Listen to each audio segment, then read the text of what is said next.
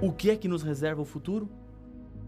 Ao nos depararmos com as notícias de tragédias, fome, assassinatos, desastres naturais, violência, uma pergunta parece tomar conta de todos os corações.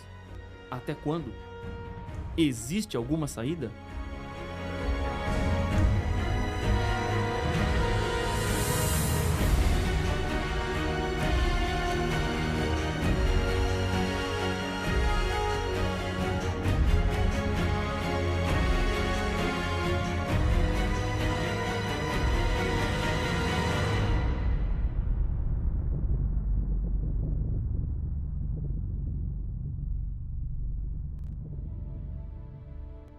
O estudo do Apocalipse enche de esperança os que acreditam em Jesus. Assim como os 3 primeiros capítulos de Gênesis apresentam a história da criação, a queda do homem no pecado e o paraíso perdido, os 3 últimos capítulos do Apocalipse mostram que Satanás e suas obras serão destruídas e o Éden será restaurado. O livro do Apocalipse é a esperança e a certeza que temos de que Deus quer dar de volta ao ser humano tudo aquilo que ele tinha, mas perdeu com a entrada do pecado. Poderíamos dizer que o Evangelho do Apocalipse é a nossa segurança neste mundo cheio de incertezas. Mas existe um livro chamado Evangelho do Apocalipse? Na verdade, não. Mas o significado é real. O termo Evangelho significa boas notícias da parte de Deus em salvar o ser humano. O Apocalipse revela toda a beleza do amor de Deus ao salvar o pecador. Assim como os 3 primeiros capítulos da Bíblia nos falam como o pecado entrou no mundo, os 3 últimos capítulos falam como ele vai ser eliminado. A Bíblia mostra Deus buscando e ajudando seus filhos em meio a essa terrível tragédia. Esse plano de Deus é um tema muito importante dentro do Apocalipse. João vê um anjo que tem uma missão dentro desse plano de salvação. Acompanhe a leitura. Vi outro anjo voando pelo meio do céu, tendo um evangelho eterno para pregar aos que se assentam sobre a terra, e a cada nação, e tribo, e língua, e povo. Apocalipse capítulo 14 e o verso 6. O evangelho eterno é a mensagem de salvação de Deus. Foi necessário executar um plano para salvar o ser humano, pois o pecado traz consequências perigosas e trágicas. O pecado nos separa de Deus e descarrega sobre o ser humano a condenação à morte e a destruição da glória de Deus. Mas, para que essa terrível condição não se torne uma realidade na vida do ser humano, Paulo nos diz: portanto, assim como por um só homem entrou o pecado no mundo, e pelo pecado a morte, assim também a morte passou a todos os homens, porque todos pecaram. Romanos capítulo 5 e o verso 12. Depois da Batalha de Bautzen, Napoleão Bonaparte escreveu: "Não perdi ninguém de importância." A frase se torna mais dura quando se descobre que nesta batalha milhares de soldados haviam morrido defendendo a causa para a qual Napoleão os tinha enviado. Mas, como nenhum dos mortos tinha alta patente, para ele não tinham importância. Isso não é o que acontece com Deus. Para ele, cada ser humano é importante. Você e eu estávamos condenados à morte por causa do pecado. O amor de Deus fez com que Jesus assumisse o nosso lugar.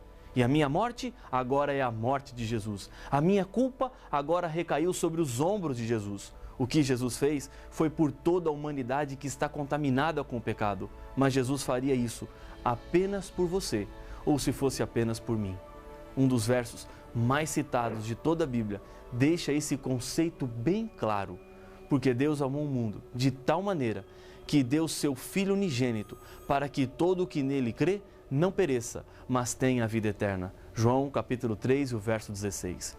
Deus não quer que você se perca. O que Ele fez foi para que você não tivesse que sofrer. A morte entrou pelo pecado de um homem e a morte sairá pela morte de um homem, Jesus. Contudo, depois de compreender e aceitar a morte de Jesus em seu lugar, há uma continuidade na decisão que tomamos. Jesus, em sua carta à igreja de Esmirna, promete: "Ser fiel até a morte, e dar-te-ei a coroa da vida." Apocalipse capítulo 2 e o verso 10.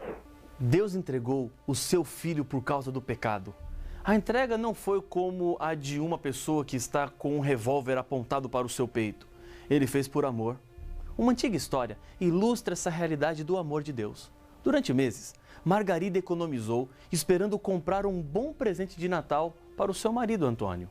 Quando faltavam poucos dias para o Natal, o dia da entrega do grande presente, ela descobriu que o dinheiro que tinha juntado era pouco para o presente que ela queria dar ao marido. O que fazer então? Encontrou um anúncio de uma empresa que comprava cabelos compridos. E lá foi então. Vendeu a sua longa e bem cuidada cabeleira. Com o que lhe pagaram, comprou uma corrente de ouro para o relógio de bolso do Antônio, que pertenceu ao seu pai e antes ainda ao seu avô, e que ele considerava um bem muito precioso e valioso. Naquele dia, Antônio, quando chegou em casa, trouxe um pacote com um presente de Natal para sua esposa. Ao abrir, Margarida viu duas lindas presilhas de cabelo, que durante algum tempo admirava na vitrine de uma loja. Ao refazer-se da tristeza que lhe veio ao pensar que agora elas seriam inúteis, pois já não tinha os longos cabelos, correu para buscar a corrente de ouro que tinha comprado para o marido. Quando Antônio abriu o presente, foi ele quem ficou triste. Vendi o relógio para comprar as suas presilhas, disse ele. Não há dúvida que os dois se amavam, pois cada um tinha sacrificado algo que gostava muito para ver o outro feliz. Sacrificar-se para ver o outro feliz. Foi exatamente o que Deus fez, um sacrifício de vida pela sua felicidade. Ninguém pode obrigar Deus a dar alguma coisa. Ele entregou o seu filho porque amava muito, porque ele te ama muito. Amar é entregar-se, doar-se. Não foi dinheiro que Deus deu, não foi um continente, nem um planeta. Amou a tal ponto de entregar seu filho à morte. E o que ele espera de nós? Ele não diz, quer salvar-se? Pague o preço, pois então os pobres não se salvariam. Também não diz, trabalhe, porque os doentes se perderão. Também não diz, se quiser salvar-se, estude, pois os que não têm oportunidades de estudar não poderão se salvar. Ele apenas diz, aceite, creia. E isso você pode fazer, pois pode crer em Cristo, que por amor deu a vida para salvá-lo. O plano de salvar o ser humano existe antes mesmo do ser humano experimentar o veneno amargo do pecado. Em Apocalipse 13:8, a Bíblia diz: E adorá-la-ão todos os que habitam sobre a terra, aqueles cujos nomes não foram escritos no livro da vida do Cordeiro, que foi morto desde a fundação do mundo. Todos os que forem salvos serão por causa de Jesus. Ele é o único caminho que nos levará para a vitória e o completo abandono do pecado. Não existem dois planos da salvação, um no Antigo Testamento, antes de Jesus nascer na terra, e outro para o Novo Testamento, depois que Jesus viveu aqui na terra. Jesus assumiu uma culpa que não era dele. João, em Apocalipse 1:5, apresenta que e da parte de Jesus Cristo, a fiel testemunha, o primogênito dos mortos e o soberano dos reis da terra, aquele que nos ama e pelo seu sangue nos libertou dos nossos pecados. Antes de Jesus tornar-se homem, a salvação somente seria consumada no futuro, quando Jesus assumiria de uma vez por todas a culpa do ser humano. Mas, para que essa realidade não fosse perdida desde os dias de Adão, e depois os rituais que envolveriam o santuário que Deus mandou construir, cordeirinhos deveriam ser sacrificados como símbolos. O pecador colocava sua mão sobre a cabeça do cordeiro e transferia a sua morte, consequência do seu pecado, para o inocente animal. Essa morte acontecia no lugar da morte do próprio pecador. Jesus interrompeu esse sacrifício de animais porque ele é o Cordeiro de Deus e a sua missão de tirar o pecado do mundo foi bem sucedida. Não há outra opção ou forma de sermos salvos. Em Atos capítulo 4, versos 11 e 12, lemos: Este Jesus é pedra rejeitada por vós, os construtores, o qual se tornou a pedra angular. E não há salvação em nenhum outro, porque abaixo do céu não existe nenhum outro nome dado entre os homens pelo qual importa que sejamos salvos. O que Jesus faz é para sempre e é completo. Estas coisas diz o santo, o verdadeiro, aquele que tem a chave de Davi, que abre e ninguém fechará, e que fecha e ninguém abrirá. Apocalipse capítulo 3, verso 7.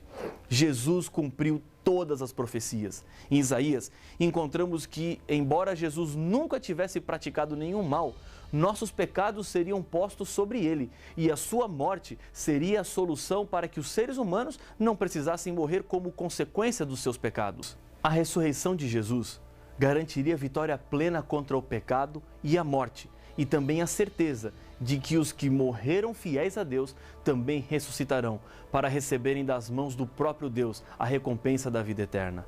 Isso quer dizer que, quando Cristo abre a porta de salvação, ninguém pode fechar, nem o inimigo pode fechar a salvação para você. Mas se você não aceitar, a porta da salvação se fechará para você e depois de fechada, ninguém mais poderá abrir. E para receber a salvação, hoje, existem 3 passos que precisamos dar. Atos 16, 31. Responderam-lhe: crê no Senhor Jesus e serás salvo, tu e a tua casa. Crer em Jesus não é simplesmente dizer que Ele existe. Crer envolve confiança, compromisso e certeza. Crer em Jesus é procurar conhecer cada dia mais a Deus e a sua vontade. Crer em Jesus é viver de acordo com aquilo que Deus espera de você. Crer em Jesus é aceitar pela fé, andar pelos caminhos que Deus trilhou através da Bíblia. Nem sempre é fácil fazer a vontade de Deus. Talvez seja exatamente isso que você está vivendo agora. Tenho tantas coisas para acertar. Os meus problemas são muito complicados. Como é que a minha família vai reagir? Se você não confiar em Jesus, Ele não pode te salvar.